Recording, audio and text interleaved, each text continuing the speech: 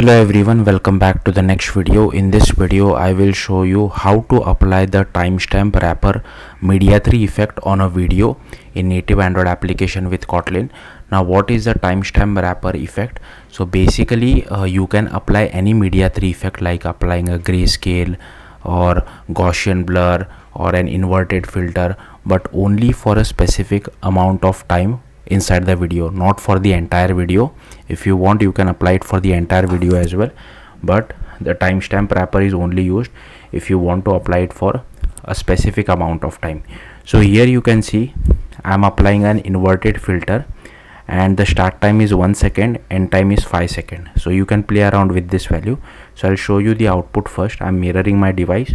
Again, run this output on a real device only. So I have this pick video button. I have one video player which is not playing a video at the moment because we have not selected any video, and I have this convert button as well. So I'll just click on pick video. I'll select one video. So I'll select this 15-second long video. Again, I'm mirroring my device, so the output is little laggy. Now here I'll just play this original video. So I have just paused the video. So here you can notice that there was no inverted filter applied. Now I will click on this convert button, so it will start applying the inverted filter to this particular video from 1 second to 5 seconds. So for the first 5 seconds, and it will also save the video to external storage. And here you can see it has applied.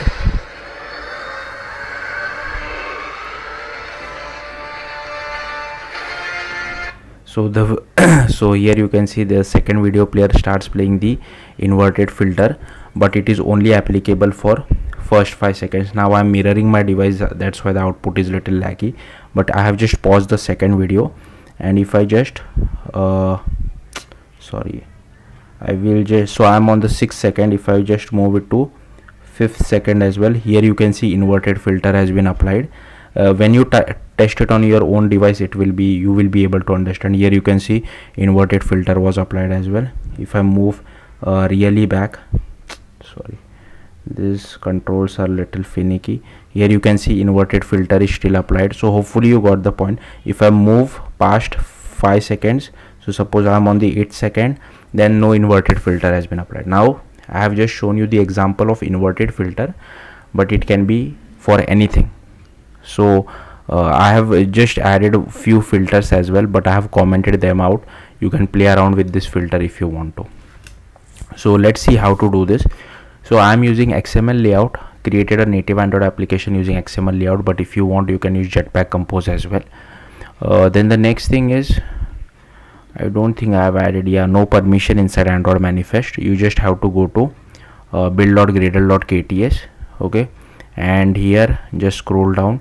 You will have to add this Media3 exo player dependency, Media3 UI dependency, Media3 common, then Media3 transformer, as well as Media3 effect. So once you add this bit of code, you will see a sync now button here. Just click on that sync now button and it will download all the Android dependencies for you. In this particular file we don't have to change anything. Then you just go to your activity_main, and here you can see I have just taken one button for picking up a video. Okay, then second view is player view, which will actually play the original video because I wanted to compare or show it to you how they differ. So you can just copy paste this code, pause the video. Third one is again the same thing, player view, only the ID is different, and this will actually play the transform video once our transformation has finished.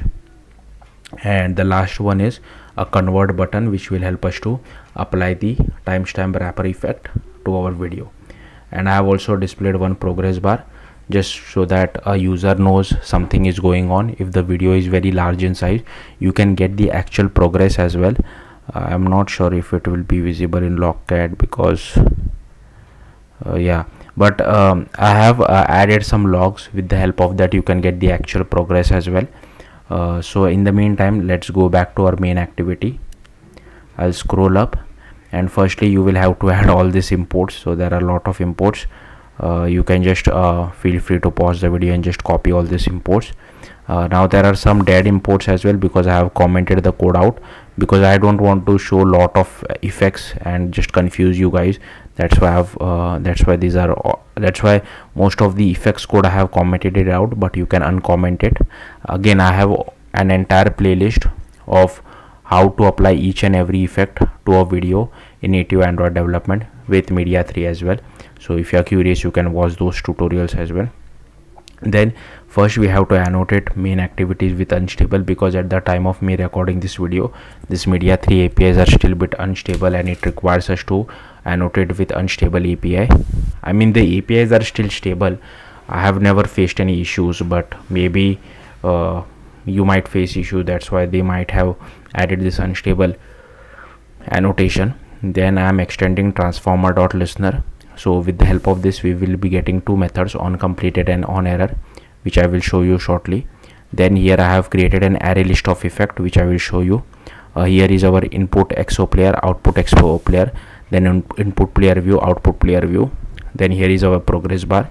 Here is the file name, because we need to save the file to external storage as well. Yeah, one more thing which I forgot to tell you guys is, once this video, output video, has been transformed, it is also saved to external storage. So if I click on pick video, the first video which you see has been saved from the output file. So the first 5 seconds are inverted filter. So this first video has been saved from our output, so the user can access the video even without our app, the transform video I mean. Then the playback position is 0, play when ready is true. Then here is our transformer, here is our file path. Then this handler as well as this progress holder are for tracking the progress state. Then this is the video URL. Okay, and the next thing is so this is for picking visual media, which I will come back to later on. I'll also come back to this later on. So here we are just initializing our progress bar. Here we are initializing input player view, here we are initializing output player view, and on button click, first button click, we just call setup transformer, and on this pick video button click, sorry, the second button click, transform video, and first, which is pick video, we just call launch new video picker. So it will come over here. So here we are just launching photos app or video picker, so that only basically what we are doing is we only want to select videos, right? That's why we are only selecting videos only over here, and this new video picker variable has been defined over here. So we are using register for activity result, and once the user picks a video, we will get the URL of the video. I just assign it to our video URL, and I think we don't require this check because my min SDK is 26, so you can remove this check. This is not required. So here we just initialize our input player and resume our input player view. I'll show you this method in a bit. So here again I'll come down. So here is our initialize input player. So we just create an XO player, play when ready is true. We assign our player, we create a media item from the URI, and if it is not equal to null, we just set the media item, and then we just seek to playback position, play when ready. Again, I don't know why I have assigned it twice, and here we just prepare our player. Then here is our initialize output player, which we will be calling shortly. So again the same thing, we initialize our output player, play when ready is true, assign our player. Then this will be the file path, so the file will be saved to external storage. So that is the file path. We are creating a media item out of it, and we are setting the media item as well, and we are preparing our output player. And then this is for releasing our player. So again we just get the current position, whatever, like current position, play when ready, like everything has been released and made to null. Similarly for output player as well. And here on stop, again we are releasing our player. Again this is not really required, so I can remove it. And on pause, we just pause our player. On destroy, we release our player as well. Then for setup transformer, if the output player is playing some video, we stop it, we release it, we make it as null, and then we call the transform video method. So here we first display our progress bar, then we display our transformer, then we create an input media item out of it. Now here I like written the code for bunch of media effects, which you can uncomment it out and try it. I have already made separate videos on each of this media effects, so I won't go into detail. So this is for the sepia matrix. Second one is for grayscale filter. Third is this my map white to green lookup table. Okay, so this. Then the fourth one is HSL adjustment, like changing the hue, saturation and lightness. Then this one is setting the RGB. Then here is the spin 3D effect. Then here is changing the width and height. Then here is the Langsos resample effect. Then frame drop effect, cropping a video. Then scale and rotate. Then here is just for scaling, this is just for rotating. And here is the speed change effect. And here is the brightness, is the Gaussian blur, and here is the create inverted filter. And now this is the important part. So I'm just using this create inverted filter. So here you can see I'm just passing this video effect over here. Then this is the timestamp wrapper, and from what time to what time you want to apply the effect. So I want to apply it from first 1 second to 5 seconds. Then we add this effect to our array, so the timestamp effect. Then we just create edited media item dot builder dot apply. So this mutable list is for audio. We are not changing the audio, we are only changing the video part, so we are just passing the effect over here. Then we create an external file.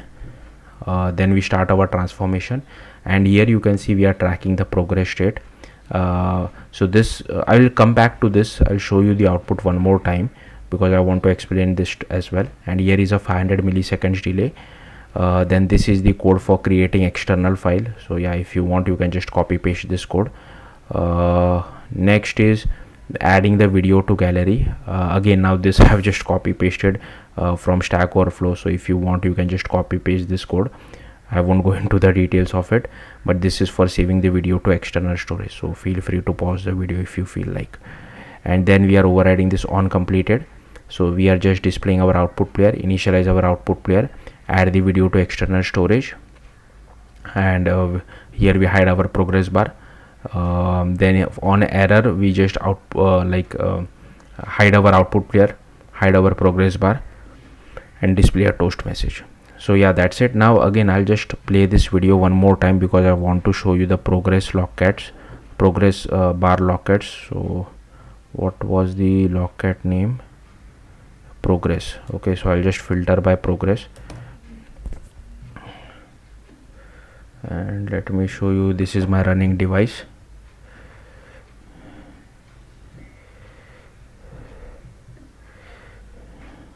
Okay, now I'll click on pick video again. I'll just select the original video. Okay, this will start playing the original video. I have just paused it. I'll click on convert, and here you can see it is also displaying the progress.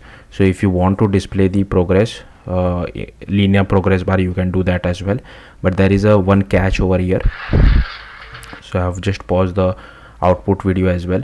So the catch is, if you see this progress holder dot progress doesn't reach till 100, it stops at 93. It can stop at any value, but if you see the progress state, it always becomes 0 at the very end. So that is a indicator to you to stop displaying the progress bar, or the video has finished transforming, so you can hide your progress bar as well. You also have one more callback, this on completed. So with the help of that also you can hide it if you, otherwise the progress state is always 2 in case of progress happening, and at the very start it is 1. It will always become 0 at the very end. So hopefully you got the point. Again, I'll just scroll through this file one more time because there are a lot of code happening. There is a lot of code in this particular file, so feel free to pause the video and just copy the code.